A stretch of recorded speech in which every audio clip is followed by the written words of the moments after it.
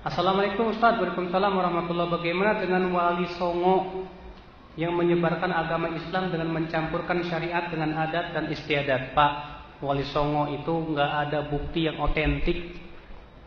Semuanya kata-kata kata sepuh kita, kata ini kita. Mana? Apakah wali songo meninggalkan buku tulisan?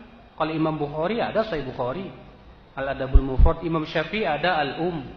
Imam Ahmad Musnad Imam Ahmad bin Hambal. Iya. Tapi nggak ada kitab Sunan Bonang. Adanya Sunan Abu Daud, Tirmidzi, Nasai, Ibnu Majah. Iya. Sementara kitab Sunan Bonang nggak ada. Sunan Gunung Jati nggak ada.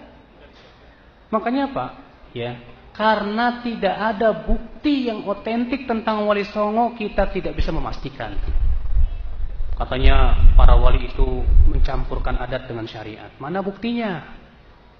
Kita ini mau memastikan, takut menuduh yang tidak-tidak, karena tidak ada buktinya. Kalaupun toh benar misalnya para wali itu mencampurkan adat dengan syariat, maka kita lihat apakah memenuhi syaratnya atau tidak dengan syarat-syarat yang kita sebutkan tadi. Adapun kemudian tidak memenuhi syarat, contohnya berdakwah melalui wayang golek atau wayang. Sementara syariat kita mengharamkan menggambar gambar-gambar yang bernyawa. Berarti itu adat yang tidak sesuai dengan syariat. Atau misalnya ada wali songo berdakwah dengan pakai gamelan. Sementara syariat kita jelas menunjukkan bahwa musik itu haram.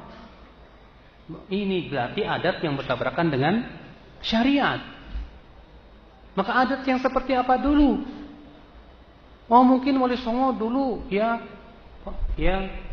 pakai adat istiadat apa? Yaitu pakaiannya ngikutin adat setempat. Ya nggak masalah. Selama adat seperti itu tidak sesuai, tidak bertabrakan dengan syariat. Makanya tanda tanya besar. Karena masalah wali songo ini tidak ada bukti yang otentik. Ya, Islam itu sebetulnya masuk ke Indonesia lewat beberapa tahap. Ya. Ada riwayat yang mengatakan meskipun sulit diverifikasi secara ilmu kesejarahan, bahwa Islam itu sudah masuk sejak zaman khalifah. Ada yang mengatakan khalifah yang keempat, ya, Khalifah Ali bin Abi Thalib sudah masuk. Ada berbagai cerita rakyat yang menunjukkan sudah masuknya Islam. Ya. Kemudian ada beberapa tahap, tapi tahap islamisasi yang meluas ke seluruh Nusantara itu terjadi di abad 14-15 bersama dengan Wali Songo atau Wali Sana itu. Ya. Nah, kalau kita pelajari semua wali yang masuk ke Indonesia membuat jaringan, termasuk juga mendirikan kerajaan-kerajaan. Ya. Jadi Wali Songo itu dakwahnya masuk secara kultural maupun struktural. Raden Patah misalnya, itu Raja Demak yang sebetulnya merupakan utusan dari Wali Songo. Bahkan menurut versi tertentu Raden Patah itu salah seorang dari Wali Songo itu. Ya.